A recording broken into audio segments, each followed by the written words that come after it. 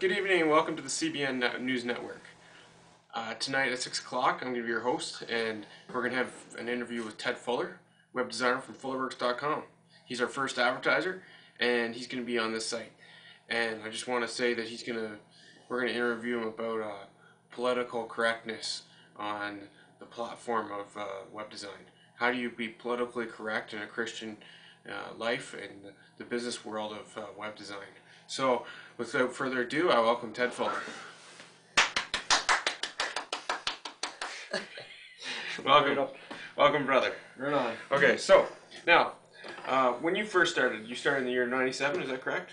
I started website design in 1997. That's correct. Yeah.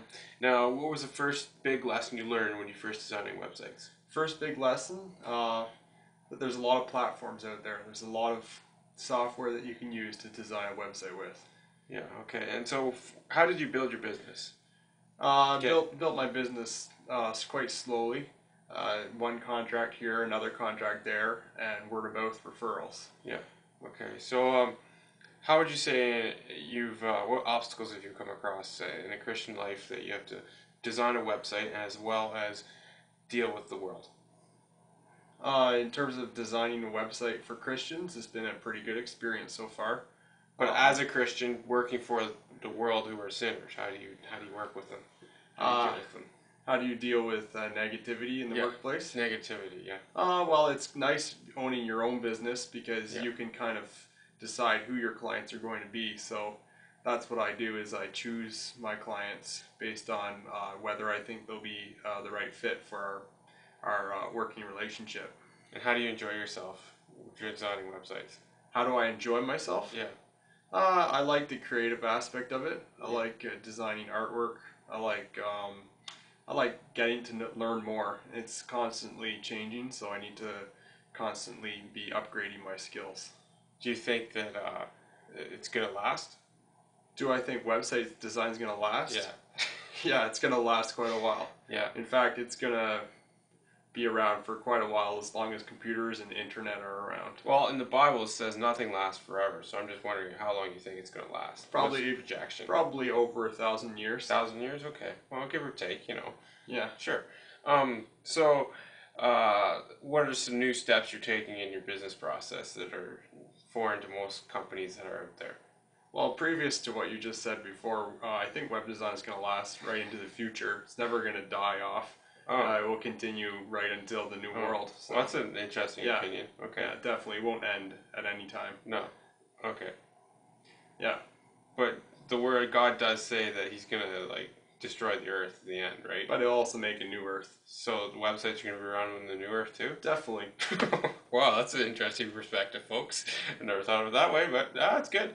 Okay, so where are we going? Yeah. So how do you? I had a question before that. What was the question I asked? I think I asked something about how do you deal with foreign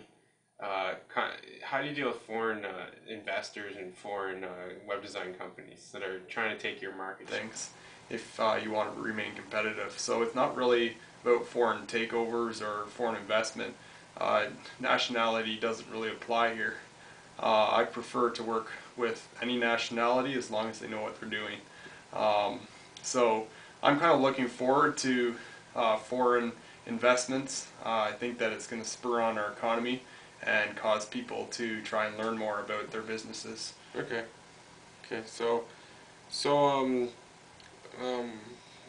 What was your favorite web design project you've done thus far? Foundation Genetics. It was a fun project. My wife, Alanda, was able to learn lots about programming, and I thought that it was beneficial to us both to discover new technology based around search. And so that's dealing with what? It's a new technology based around search. You're able to search using different criterias. So we were able to... What are you searching for, though? In this aspect, we set up a database for cows. Cows? So but what part of the cow? We're able to search any feature of a cow, how much milk they produce. So how do you get those features, rump size. You actually just input them into the database, the numbers, how wide their rump is, for example. Yeah, but how do you get that to be the rump? Like, how does it get to be a good rump? What's in it that does that? The farmers would know about what makes a rump good. You probably want to talk to a farmer about that. Oh. I don't really know much about rump widths or stuff. We just put the data in. So rump widths. Oh, I see. And what about their hooves? Again, I'm not a farmer, so I can't really comment on. Well, that's another really good what I don't discussion. know. I was trying to get at. What I was trying to ask you is, what do you know about the sperm counts? I don't know much about sperm counts either, other than they'd probably be a lot more than humans. Oh, so isn't that big part of the business though? Isn't that the main part? No, the part of the business is to sell bull semen.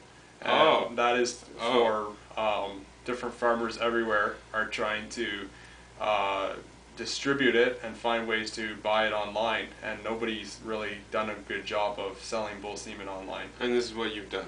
Good. Congratulations. Very good. Um, so Thank you. So on that part, where do you think we should go with this interview next? I think we should talk about the benefits of what your profits are making. What are you putting your profits towards? Profits generally go towards the bills right now. Yeah. That's Paying the bills. part of it. Hard And, economic times, eh? No, we try and invest in mission trips. Yeah. It's not really about profiting per se. It's more about being able to pay your bills and So Ted, would you say you're a capitalist, or are you what category do you fit under? I would say that I'm an entrepreneur. Entrepreneur, innovator? Yeah, I like innovation. Yeah. Okay. I wouldn't call myself an innovator to the degree that some are, but I definitely like Are to you explore. hiring? Are you hiring? Am I hiring? Yeah. I'm not hiring right now. But do you subcontract? I contract when it's necessary. Okay, because I noticed that you subcontract sometimes to certain individuals. So I just thought I could make people aware that there are services out there that Ted does sometimes need help with that he cannot complete himself, right? Well, in my business, when I get help, it's very sporadic because I try and do everything myself. Right. So sometimes you need help though, right? On occasion I get help, yeah, but it's rare. Yeah. Okay. Well, it was good. So now let's move on to something else here. What do you think of the news of Kate Middleton expecting? What do you think of that? Okay. I think they would probably appreciate some privacy. Yeah. I think that being a celebrity is probably not that much fun. No. But do you not think because they're royalty that people want to know what they're doing? Yeah, but that doesn't necessarily mean that they should have to know that. So in fact, they're probably most likely running for doing that. It's kind of like the Diana getting killed in the motorcade, you know, like that was definitely over the top. Yeah, I think that the paparazzi did a little too much, went a bit too far, and they're starting to do it again. Do you think? Yeah, I think that. Like again, though, what I'm trying to go at here is that maybe people are going too far because they have no other jobs, so they become journalists. They go chasing going with these paparazzi crowds, chasing royalty because they have nothing better to do, and they want to make the next big newspaper clipping, right? So it's not Christian based, and they're going after a capitalist market, but they're doing it in the wrong way. Basically, it's greed. It's greed, yeah. And we have a lot of big problems with greed, and you know, like there's a solutions though. We should be coming up with solutions. And I was listening to the prayer breakfast this morning in the U.S. there with Mr. Obama and a fellow gent from Baltimore Hospital, and he was saying how that, you know, we need to come up with solutions. We don't need to always have problems in our view, but we need to come with solutions. So what would your be a solution for the economic hard times we're going through right now? Well, in terms of paparazzi, I think it's important to teach people to work hard and to produce for the fruits of their labors, and to choose carefully what their occupation is. I think we need to inform people that personal responsibility is where it's at. So each of those paparazzi guys, they know what they're doing and they know the perception of people. So it's up to them to decide whether they really want a career like that. They're not really well liked either. Right. Okay, so it does need to happen though. We do need to shed light on truth. Like, so the WikiLeaks, would you say that was something that was appropriate or wrong, or do you think he's gonna go? Do you think his jail sentence time or the bail or whatever he's going through right now, do you think it's appropriate for what he's done? I think that there's definitely the aspect that the government doesn't want a lot of their information leaked about themselves.